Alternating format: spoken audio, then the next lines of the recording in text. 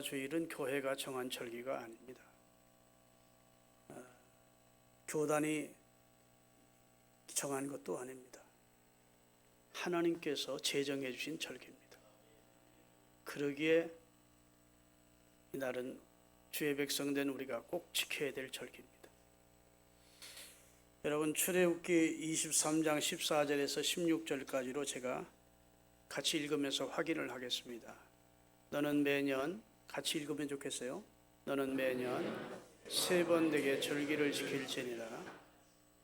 너는 무교병의 절기를 지키라. 내가 네게 명령한 대로 아비벌 정한 때에 이래 동안 무교병을 먹을지니 이는 그 달에 내가 애굽에서 나왔음이라. 빈손으로 내 앞에 나오지 말지니라. 백추절을 지키라. 이는 네가 수고하여 밭에 뿌린 것에 첫 열매를 얻으리라. 수장절을 지키라. 이는 네가 수고하여 이룬 것을 연말에 밭에서부터 거두어 저장함이니라. 해서 무교절의 절기인 유월절을 지키라는 것과 두 번째 맥추절을 지키라는 것과 세 번째 수장절인 추수절을 지키라는 명령을 하시면서 그때에는 누구든지 내 앞에 올 때 빈손으로 오지 마라. 하나님이 주신 은혜를 따라 감사의 예물을 가지고 나와서 하나님을 예배하는 백성이 될 것을 선택받은 이스라엘 백성들에게 주님이 명하신 내용입니다. 지금은 한 절기가 이미 없어졌습니다. 왜냐하면 유월절은 이스라엘 백성들이 어린 양의 피로 하나님이 주시는 재앙을 면하고 이스라엘이 구원 얻은 날입니다. 그렇기 때문에 이제 영원한 유월절 양 되시는 예수님이 단번에 영원한 속죄를 십자가를 통해 이루어 주셨기 때문에 지금은 유월절 절기를 따로 드릴 필요가 없습니다. 아멘 좀 하세요. 우리 기독교인들이 유월절 예배는 드리지 않습니다. 영원한 유월절의 주인공이 되시는 예수님이 단번에 영원한 속죄를 완전한 제사를 통해 이루어 주어서 우리가 양의 피를 가지고 주님 앞에 나오는 구약의 속죄 예배를 드릴 필요가 없는 시대가 됐습니다. 예수님이 십자가에서 다 이루었다 선언할 때에는 바로 그런 의미가 있는 겁니다. 내가 양의 피나 짐승의 피로 속죄받는 이 구약의 제사법을 하나님이 십자가에 하나님의 아들이 십자가에서 영원한 속죄를 다 이루시게 된 겁니다. 그래서 유월절은 지키질 않아요. 그렇지만 이스라엘 백성들이 밀과 보리 농사를 짓습니다. 그렇기 때문에 첫 이삭이 익으면서부터 첫 열매를 거두기 시작하면 하나님 앞에 초실절이라 하기도 하고 맥추절이라고 하는 그런 절기를 지키면서 하나님 앞에 감사 예물을 드리며 감사의 씨를 표해 있습니다.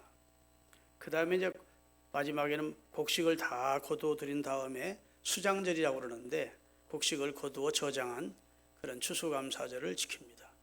그래서 우리 교회는 세계 교회는 맥추절과 수장절을 정해서 하나님 앞에 감사하고 있습니다.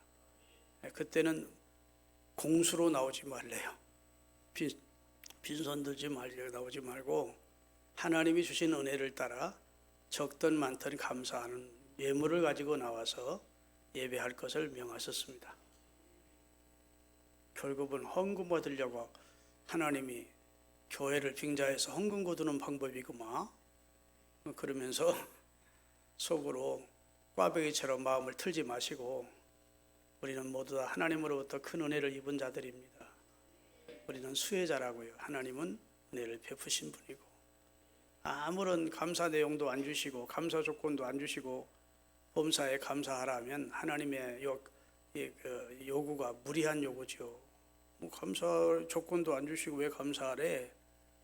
그럴 수밖에 없지 않겠습니까? 그런데 하나님께서는 여러분과 저를 위해서 놀라운 구원을 계획하시고 성부 하나님이 구원을 계획하시고 성자 예수님이 구원의 길을 자신의 생명으로 내주시고 성령 하나님이 우리를 감동시켜서 여러분과 저를 구원해 주셨다고요.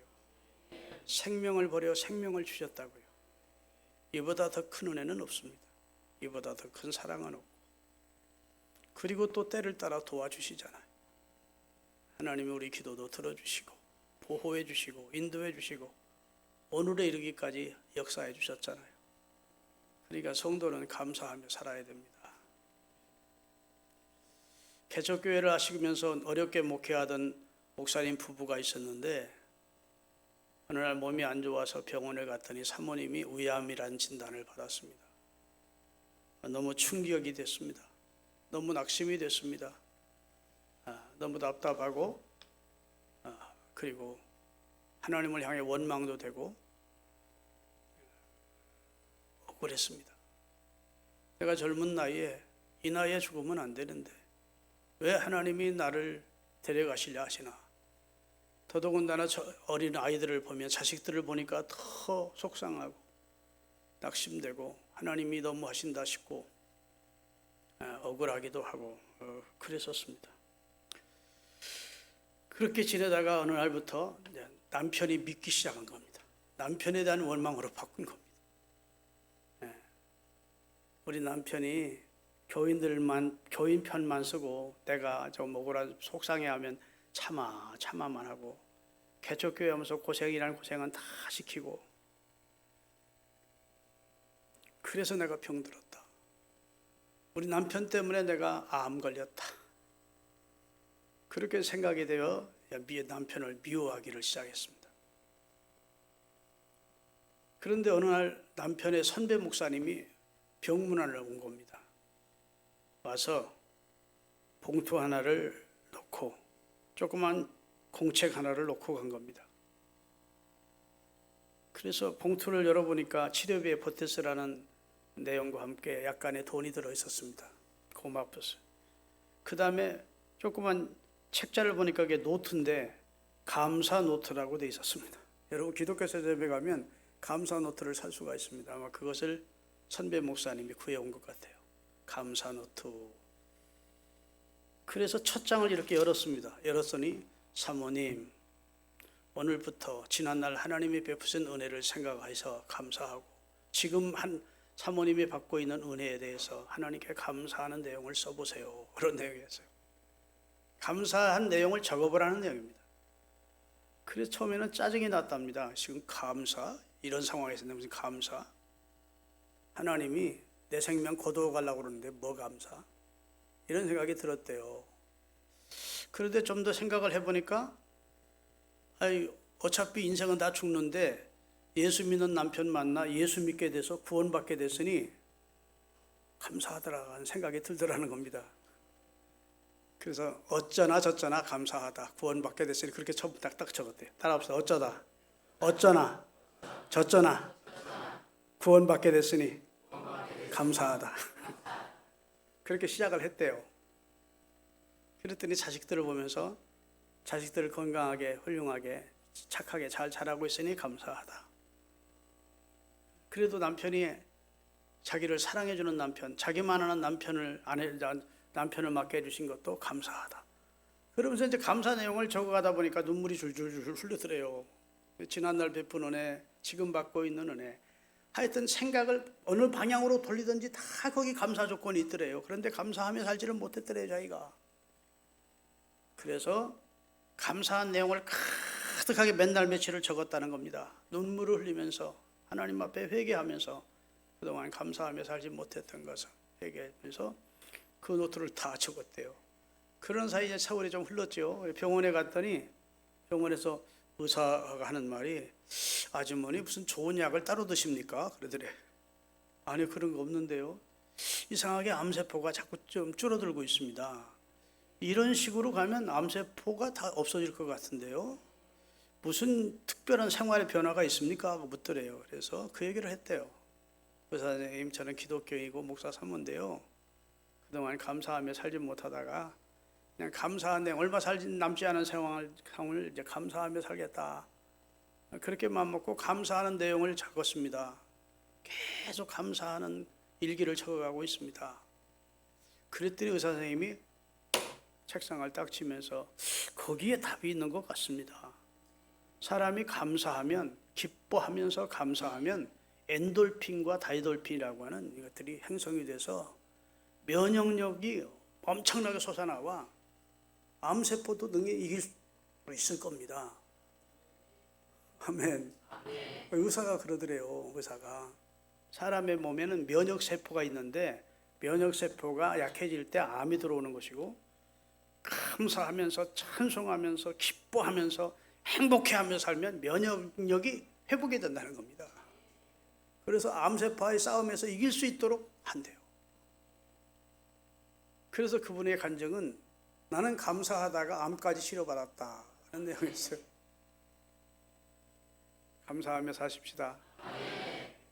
행복은 감사의 문으로 들어오고 불평의 문으로 나간대요. 불평하면 행복이 떠나. 감사하면 행복의 문으로 행복이 들어오는 거예요. 믿습니까? 우리를 향한 하나님의 뜻이 어디 있을까? 우리가 그렇게 많이 고민을 하잖아요. 하나님, 나를 향한 하나님의 뜻이 어디 있습니까? 하고 하나님께 묻기도 하고 또 우리가 의문을 가지기도 합니다. 그런데 따라합시다. 범사에 감사하라. 이것이 그리스도 예수 안에서 너희를 향하신 하나님의 뜻이니라. 하나님의 뜻이 막 복잡하고 굉장히 막 그냥 얼기설기하고 우리가 찾아가기 힘든 것이 아니라고요. 하나님의 뜻은 구원받은 주의 백성들이 감사와 찬양과 영광을 받으시기를 원하시는 겁니다. 지난 한 주간 동안 감사 많이 하셨습니까? 감사하며 살았으면 성령 충만한 거예요. 따라합시다. 성령 충만이 감사 충만이고 감사 충만이 성령 충만이다. 불신자들은 진짜 감사에 인색합니다. 감사할 일이 뭐 있어? 다 내가 노력해서 얻은 건데 이렇게 생각합니다. 그저 감사를 해도 그냥 이 상투적인 감사를 하죠. 그러나 그리스도인은 원천적인 근원적인 감사를 가지고 있어요. 밑바닥에 오뚜기가 탁 던지면 딱 쓰듯이 아무리 던져도 딱 쳐버립니다. 오뚜기는. 그래서 여러분과 저는 어떤 상황에 놔도 하나님께 감사할 조건을 찾습니다. 그것이 나를 죄와 사망에서 건져주신 하나님의 은혜에 감사하는 겁니다. 거기서부터 우리의 감사가 출발이 된다고요. 여러분, 여러분의 인생을 바꾸기를 원하시면 아멘. 여러분, 여러분의 인생을 감사로 바꾸십시오. 그러면 행복이 찾아오고 안 되던 문제들이 해결되고 얽혔던 실타래가 풀어지고 하나님의 축복을 경험하게 될 겁니다. 왜 아까운 시간, 짧은 인생을 남 미워하는 데 보내고 원망하는 데 보내고 투덜거리면서 보내냐고요. 감사만 해도 모자란 세상인데. 그렇죠? 이제부터 가서 남편에게 감사하세요. 감사할 조건이 있어야 감사하지. 목사님 그것만은 못합니다. 원수인데 내 원수 이렇게 생각하지 마시고 살아주니까 감사한 거야. 돈 벌어주니까 감사한 거야. 아멘. 딴짓 안 하니까 감사하다 생각하고 여보 고마워 감사해 이렇게 하면서 살라고요. 따라합시다. 감사는 그 자체가 능력이다. 감사가 능력이에요. 감사하면 아까 얘기한 대로 병도 치료돼요. 감사하면 아무리 강팍했던 사람과의 대인관계도 그 사람의 마음이 풀어져요. 감사하면 어둠이 물러가고 하나님이 영혼의 햇빛을 비춰주셔. 우리가 이 감사가 그렇게 어려운 게 아닌데 마음으로 감사하고 입술로 감사하고 하나님 앞에 감사하면 몸으로 감사하고 물질로도 감사하고 감사할 수 있는 상황이 있는데도 불구하고 너무 많은 사람들이 감사에 관심이 없어요. 우리 그리스도인만은 그렇게 살면 안 됩니다. 할렐루야. 하나님이 내 인생에 개입을 해주신 것이 얼마나 감사합니까? 여러분, 조선시대를 배경으로 한 수룹이라고 하는 드라마가 있었습니다. 지금은 끝났어요. 근데 김혜수라고 하는 그 탤런트가 왕비로 나와요. 보신 적 있으세요? 나는 목사님 성경만 보지 절대로 텔레비전 안 봅니다. 다 경건한 분들만 오셨나. 어쩌다 보니까 TVN이라고 하는 그 방송이 있는데 거기에 드라마가 많이 방영이 돼요. 근데 거기에 슈룹이라고 하는, 슈룹이 무슨 뜻인지는 모른다 하여튼 그런 드라마가 있었어요. 근데 내가 잠깐 보니까 주인 양반이 하인을 겁탈을 한 거예요. 하인의 인권을 막 짓밟고 그리고 또 덤태기까지 씌워가지고 치도곤이를 치고 있는 겁니다. 그러니 이 여자 하인이 얼마나 억울해요. 겁탈도 당했는데 주인이 자기를 막 하인들을 시켜 남자 하인들을 시켜 자기를 때리는 거예요. 그러는데 이제 왕비 김혜수가 그 자리에 나타난 거야. 그래가지고 그 양반의 귀때기를 쎄갈 겁니다. 야, 이년이 그러니까 저 주변에 있는 사람들이 왕비 여왕마마 그러니까 그때서야 이제 왕비가라고 하니까 바짝 준 거죠. 이 고약한 양반놈이. 그러면서 이제 김혜수가 그 양반 그 나쁜 놈을 그냥 혼을 내는 겁니다. 그러니까요 무릎을 꿇고 매를 맞고 있던 하인 여자가 왕비님 이러시면 안 됩니다. 이러시면 제가 더 곤란해지고 제가 더 어려워했게 됩니다. 왕비님이 저하고 같이 있어주면 뭐 어차피 왕궁으로 돌아갈 터인데 그러면 이 고약한 양반이 나를 가냥 안 닫을 겁니다. 이게 나를 도와주는 게 아닙니다. 개입하지 마세요. 그랬어요. 그랬더니 김혜수 왕비가 따라합시다. 나는 내 인생에 이미 개입했다. 그러면서 두려움에 떨고 있는 그 하녀의 손을 잡아 일으키더니 그 다음에는 어떻게 됐는지 모르는데 왕궁으로 데려갔을 거야. 나는 그 드라마에서 예수님이 생각나는 거예요. 예? 예수님이 마귀에게 매맞고 있는 우리를 와서 마귀를 멸하시고 우리 인생에 개입해 주신 겁니다. 여러분이 이 자리에 나와서 앉아서 하나님을 예배할 수 있다는 자체가 주님이 여러분의 생애 속에 개입해 주셨기 때문이에요. 그리고 여러분을 보호하실 겁니다. 예, 여러분을 은혜로 인도해 주실 겁니다. 어디까지? 천국 왕궁까지. 예, 하나님이 여러분과 저를 못 본 척하지 않고 우리 삶 속에 개입해 주셨다는 것, 그리고 내 모든 형편과 처지를 알고 계시다는 것. 그런 환경 속에서 내가 하나님 앞에 내 문제를 내놓고 기도하고 또 감사의 조건을 쳐서 감사하면서 살면 하나님이 우리에게 은혜를 주신다는 것, 이것을 믿으시는 여러분이 되시기를 예수님의 이름으로 축원합니다. 오늘 본문을 다시 띄우시겠습니다. 22절. 하나님을 잊어버린 너희여 이제 이를 생각하라. 하나님을 생각하래요. 하나님을 잊어버리고 살면 안 된대. 만약 하나님을 잊어버리고 살면 이제 내가 너를 찢어버리겠대요. 하나님의 무서운 경고입니다.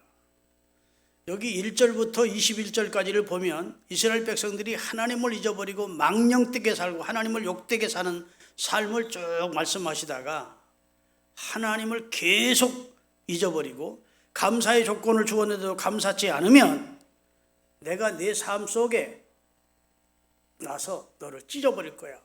무서운 말이에요. 그러면 내게서 건질 자가 누가 있겠냐? 하나님보다 강한 자가 있나? 그 말이에요. 하나님보다 큰 자가 있느냐? 그 말이에요. 하나님에게서 건질 자가 없다는 겁니다. 경고입니다. 하나님이 베푸신 은혜를 잊어버리지 말고 살라는 말씀입니다. 할렐루야. 그러면서 23절의 말씀을 주십니다. 다 같이.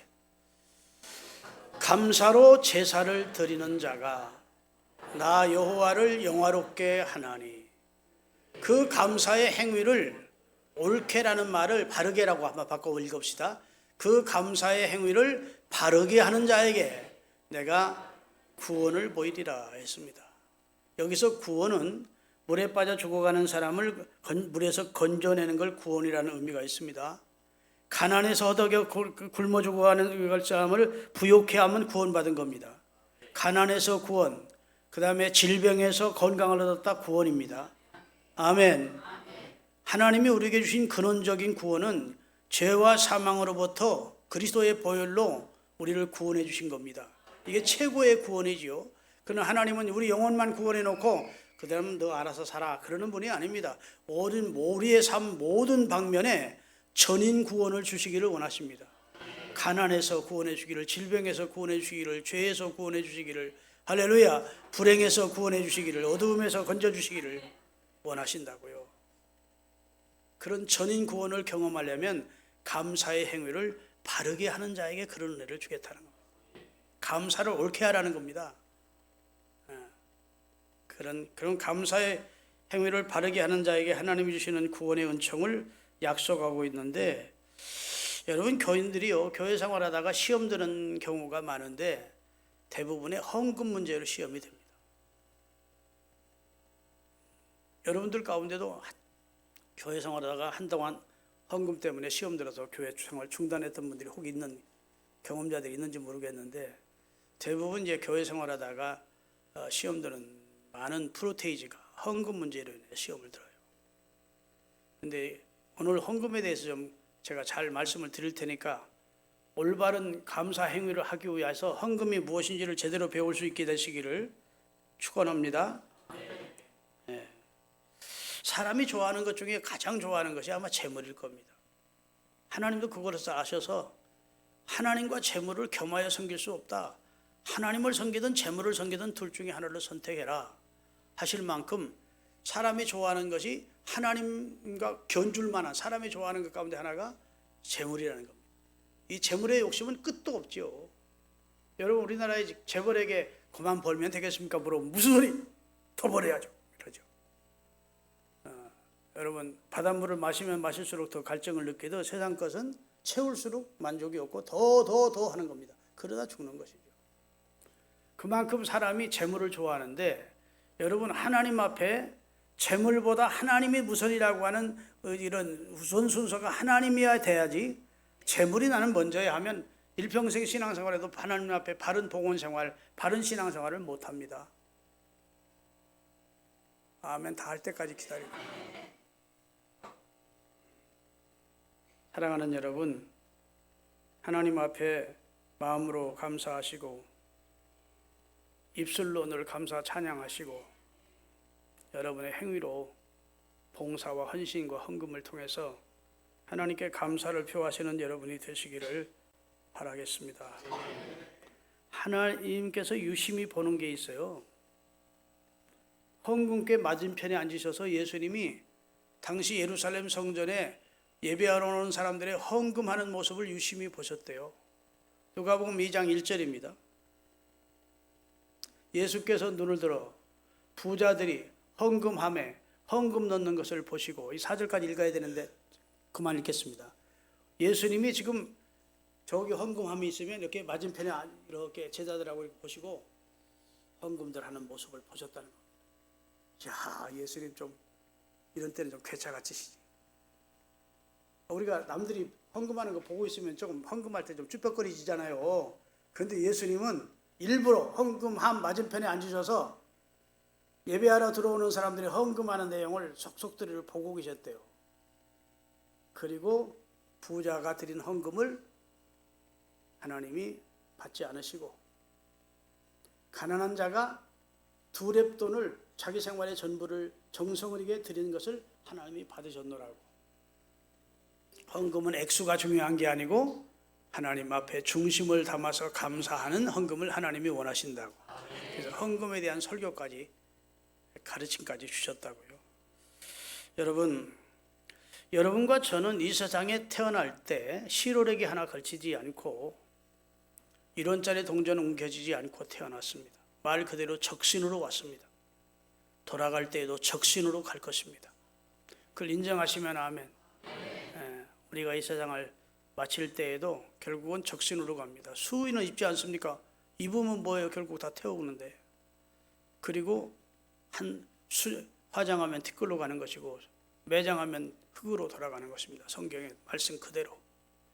자, 적신으로 왔다 적신으로 가면 지금 여러분이 누리고 있는 모든 것은 하나님께로부터 받은 것이라고 하는 사실을 인식하셔야 됩니다. 내가 노력해서 얻은 것인데요. 근데 성경 네가 노력해서 네가 얻은 것이라 말하지 않고 따라합니다. 하나님께서 재물 얻을 능을 내게 주셨습니다. 내게 재물 얻을 수 있는 건강도 주시고 재물 얻을 만한 달란트도 주시고 직장도 주시고 사업장도 주시고. 할렐루야. 너 하나님께서 그 생명 취하지 않고 너로 하여금 재물 얻을 수 있는 기회도 주시고 시간도 주시고 건강도 주시고 달란트도 주시고 그래 얻은 거야. 이런 말씀을 하고 있는 거예요. 저는 성경 가운데 가장 위대한 한 구절을 찾으라면 로마서 11장에 있는 말씀을 찾습니다. 로마서 11장 띄워주세요. 35절. 누가 같이 읽습니다. 누가 주께 먼저 드려 은혜를 갚을 자가 있겠느냐며. 주님 앞에 무엇을 드려서 주님 앞에 은혜를 먼저 갚을, 주님의 은혜를 먼저 갚을 자는 없다는 겁니다. 이게 무슨 말인가 하면 내가 하나님 앞에 제물을 드렸습니다. 그러면 그것은 내 걸 드린 게 아니고 주님께 받았던 것을 드리는 겁니다. 내가 몸으로 헌신했습니다. 내 걸 드린 게 아니라 주님이 주신 건강을 가지고 주님을 위해 드린 겁니다. 내가 무엇을 주님께 드리든지 먼저 드려 주님의 은혜를 보답할 사람은 없대요. 다 주님께 받은 것 가지고 드리기 때문에 우리는 주님의 수혜자이지 내가 먼저 주님 앞에 드렸어. 그랬더니 주님이 나를 축복하셔서, 이렇게 말하면 순서 잘못 알고 있는 겁니다. 우리 모두가 다 먼저 드려 주의 은혜를 보답할 사람, 주의 은혜를 갚을 사람은 없대요. 그리고 나서 다음 절에 설명하기를 다 같이 만물이 주에게서 나오고 주로 말미암아 존재되고 그 다음에 주님에게로 돌아간다는 거예요. 천지와 만물이 다 주의 것이라는 겁니다. 주님이 시작하셨고 주님에 의해서 지금 섭리 가운데 진행되고 있고 결국은 주님이 땅을 심판하심으로 돌아가게 될 것이라는 거예요. 여러분 성경에 보면 하나님이 은도 내 것이요 금도 내 것이니라 나 여호와의 말이니라 이래요. 여러분 집에 있는 금이 다 하나님 것이래. 천산의 짐승이 다 생축이 다 내 것이고 너희 집에 있는 소와 양들도 다 내 것이니라. 하나님 그래. 하늘과 땅과 그 가운데 있는 모든 것이 다 여호와의 것이니라. 야, 하나님 억지쟁이 같으시죠? 네, 틀린 말 아닙니다. 하나님에 의해서 지어졌고, 아멘. 하나님의 지으신 땅에서 우리가 하나님의 은택을 누리며 사는 것입니다. 주님이 주인이십니다. 네. 제가 자주 사용하는, 여러분도 많이 들어봤었을 거예요. 비유 가운데 우리가 어린 아이들이 소꿉장난하면서 어릴 때 많이 놉니다. 뭐 제기차기도 하고 그 다음에 자치기도 하고 땅 따먹기도 합니다. 땅 따먹기. 그러면 상대가 안 보고 있으면 조금이라도 더 늘려보려고 막 손 찢어질 정도로 그래가지고 심각합니다. 땅 따먹기 할 때 그게 마치 자기 땅처럼 느껴지는 거예요. 네? 조금 이러면 막 굉장히 속상하고 그러죠. 그렇게 심각하다가 저녁에 철중아, 엄마가 밥 먹어라 들어와서, 그러면 예 하고 언제 그랬는지 손 씻고 집에 들어와서 밥 먹는 거죠. 그렇죠? 여러분 우리가 지금 땅 따먹기 하는 중입니다. 아파트 한 평이라 늘려보려고 심각하지. 그런데 주님이 야 김철중이 남영저도 와, 하나님 앞에 너 연기 좀 해주세요. 못해. 아멘. 대신 아무개 보낼게요. 하나님 앞에 그렇게 못해. 하나님이 부르시면 다 하나님 앞에 가야 돼. 오늘 밤 내 영혼을 도로 찾으리니 하나님이 언제 나를 소환할지 몰라. 아멘. 우리가 열심히 너무 이 세상에 지심치 말래. 성경에 보니까 따라합시다. 세상에 지심치 말라. 말은 세상에 너무 마음 붙이고 살지 말래. 미제 반창고처럼 딱 마음 붙여놓고 나는 죽어도 못 가. 이 세상 죽어도 못 죽어. 나는 죽어 못 죽어. 그래봤자 소용없어. 어차피 죽어. 아멘. 어떤 목사님이 이런 말씀하시더라고요. 기계가 오래 이 나사를 뺐다 조였다 안 하면 그게 이제 한 5년쯤 가면 아주 빼려면 파이프 렌치로 틀고 막 기름 뿌리고 막 딱딱 해도 안 빠진다는 거예요. 에? 그래서 기계는 한 2년에 한 번, 1년에 한 번씩 이 나사를 풀었다 조였다 해야 된다는 겁니다. 난 그 얘기 들으면서 여러분과 저를 하나님이 데려가려고 할 때 이게 세상에서 마음을 세상이 내 건 줄 알고 여기에다 너무 지심치 않고 마음 붙이고 살면 하나님이 데려가실 때 힘들 것 같아. 나는 못 가요. 나는 못 가요. 그러다가 못 가는 것도 아닌데 따라서 이 세상에서 하나님 앞에 이게 나사를 푸는 것처럼 이 세상이 너무 마음 두고 살지 말자. 천국에 마음 두고 살자. 아멘. 이렇게 가끔 하나님께 내 생명의 책에 내 이름이 하나님의 나라에 있다는 걸 기억하면서 좀 살아야 이 세상에 너무 마음 붙이고 미련 두고 살다가 그만 세상 떠나면서 그냥 처절하게 세상을 떠나는 그런 불행한 사람이 되지 않고 하나님 오라면 예 준비됐습니다. 저를 구원해 주셔서 감사합니다. 그리고 하나님 앞에 갈 수 있게 되시기를 예수님의 이름으로 축원합니다. 여러분, 우리가요 하나님 앞에 헌금을 할 때 내가 하나님을 도와드린다고 생각하면 안 됩니다. 하나님은 우리의 헌금을 가지고 겨우 그 생명을 지탱해 가시는 양노원 할아버지가 아니에요. 하나님의 도움으로 우리가 사는 겁니다. 아멘. 그의 도움으로 우리가 사는 것이지, 우리가 헌금해서 교회가 유지되고 우리가 헌금해서 목사가 생활하고 그런 거 아니야. 너무 모르는 소리예요. 영적인 세계를 너무 모르는 사람입니다. 하나님은 3년 6개월 동안 비가 내리지 않는 그 시절에 까마귀를 통해서 엘리야를 먹이시다가 아주 가난하게 그지없는, 세상 말로 찢어지게 가난한 여인을 통해서 그를 공개하시는 분이에요. 여러분이 헌금해야 김철종 목사가 살 것이라고 생각하지 마세요. 아멘. 제 생명의 주인, 제 사역의 주인이 주님이십니다. 저를 가르치던 교수 목사님이 신학교에서 우리를 가르칠 때 한 말씀이 기억이 납니다. 하나님 앞에 신실한 종이 되라. 그러면 하나님은 어떤 사람을 통해서든지 그 사람을 공개한다. 그리고 하나님 앞에 신실한 목사가 되면 하나님은 적어도 200명의 성도는 맡겨줄 것이다. 그래서 주의를 할 수 있도록 귀를 열어주실 것이다. 나 그 말이 얼마나 크게 그때 은혜가 됐는지 몰라요. 20살 때 그 설교를 들었는데, 하나님 앞에 신실하래.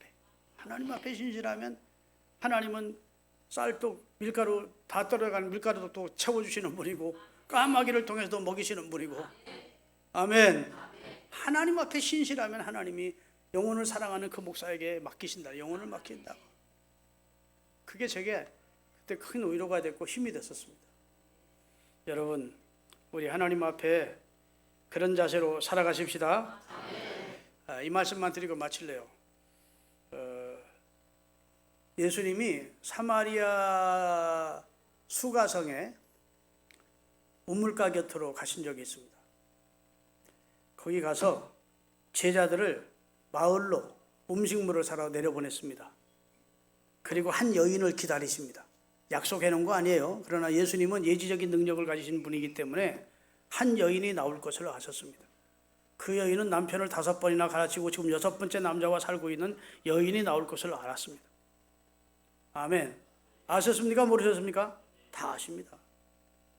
그 여인은 한낮 정오에 뜨거운 떼약볕에 물길러 왔습니다. 유대인 남자 예수님이 서 있는 걸 보니까 예수님인지도 모르고 유대인 남자가 있는 걸 보고 그냥 관심 두지 않고 빨리, 유대인들은 자기들을 멸시하니까, 사마리아 사람들을 사람 취급도 안 하니까 멸시하는 자기와 대화를 걸라고 할 뿐이 아니라고 생각하고 우물에서 물을 깃고 있었습니다. 그랬더니 유대인 남자가 말을 거는 겁니다. 여인아, 내게 물 좀 다오. 아멘. 여인아, 내게 물 좀 다오. 그랬더니 이 여자가 퉁명스럽게, 아니 당신은 유대인인데 늘 무시하는 사마리아 여인인 나한테 왜 말을 다 거십니까? 그래서요. 그랬더니 내가 누구인 줄 알았더라면 내게 물을 달라고 했을 거야. 아멘. 내가 하나님의 선물이다. 인류를 구원하게 보낸 하나님의 선물과 내게 물 좀 달라니까 누구인 줄 네가 알았더라면 내게 물을 달라고 요구했을 거야. 그랬더니 이 여인이 이해할 수 없는 말씀을 이 유대 청년이 하거든요. 물기를 두루맥도 없는데 어디서 물을 떠다가 나를 준단 말입니까? 그래서요. 이야기가 그렇게 진행되어 가다가 예수님이 내 남편을 데려오라 했고, 나는 남편이 없는 데다 했고, 네 말이 맞다 했더니 쪽집게 무당처럼 삼지자님이시군요 했고, 예수님이 나중에 자신이 메시아임을 드러내십니다. 그런데 따라합시다. 이 물을 먹는 자는 다시 목마르려니와 내가 네게 주는 말을 마시면 너는 영원히 목마르지 아니하리다 하시면서 자기가 영원한 생수가 되심을 소개합니다. 예수님이 목말라서 그 여인에게 물을 달라고 하신 걸까요? 이 대화를 터서 진짜 영원한 생수를 주시고 싶어서 대화를 시작하신 걸까요? 예수님은 기획을 하셨습니다. 여러분, 예수님이 제자들을 동네 마을로 음식 사러 안 내려보냈더라면 이 여인이 예수님과 대화하겠습니까? 안 하겠습니까? 마음 열겠습니까? 안 열겠습니까? 건장한 남자들 13명이 서 있는데 예수님 12제자와 예수님까지 어떻게 이 여인이 마음의 문을 열고 흉금을 털어놓고 이야기가 시작되겠습니까?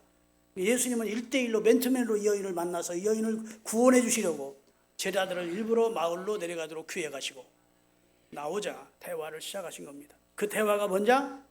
여인아 내게 물 좀 다오. 그것은 목마르셔서가 아니라 그 여인이 갈급히 찾고 있는 영생의 생수를 주고 싶어서. 아니 선생님은 두레박도 없는데 어디서 물을 나온단 말입니까? 나는 영혼의 생수고 나는 메시아다. 아멘. 이 여인이 예수님을 만난 거예요. 구세주를 만난 겁니다. 그래서 자기를 비난하고 상종도 하지 않는 동네 사람들에게 뛰어가서 내가 메시아를 만났다고 전하면서 그리스도를 전하는 자로 바뀌지 않습니까? 오늘 여러분에게 하나님이 이렇게 감사를 명해요. 절기를 지켜라, 감사해라, 물 좀 다오 그러는 거야. 예수님 뭘 부족해서 달라는 게 아니고 하나님이 무슨 목말라서 하나님이 여러분의 재물이 필요해서 달라는 게 아니고 하나님은 언제나 더 좋은 것을 주심을 전제로 해서 우리에게 요구하시는 겁니다. 오병이어를 받아들고 12광주리를 남기게 하시고 사렙다 과부가 마지막 남은 기름, 마지막 남은 밀가루 그거 있는데 그것을 내게로 가져오라. 먼저 나부터 할래. 믿음 아니면 할 수 없는 것입니다. 그리고 그 흉년이 지나가기까지 그 밀가루통과 기름병을 채워주시는 이가 하나님이시라고.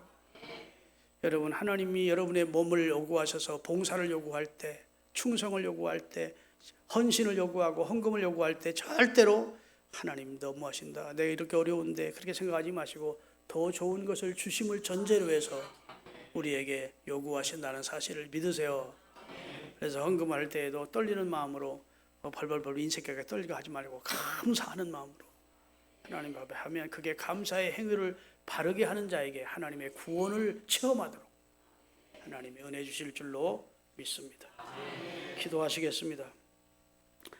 하나님 아버지, 오늘 맥주 감사 주일을 맞아서 우리가 하나님 앞에 어떤 감사의 행위로 하나님을 영화롭게 해야 하나님이 구원의 은총을 우리에게 주시는지를 말씀을 통해 배우게 하시니 감사합니다. 감사로 예배를 드리는 자가 나를 영화롭게 하니는 했사오니 우리 평생 감사하며 살게 해 주옵소서. 특별히 영적인 복을 주신 하나님께 감사하게 하옵소서.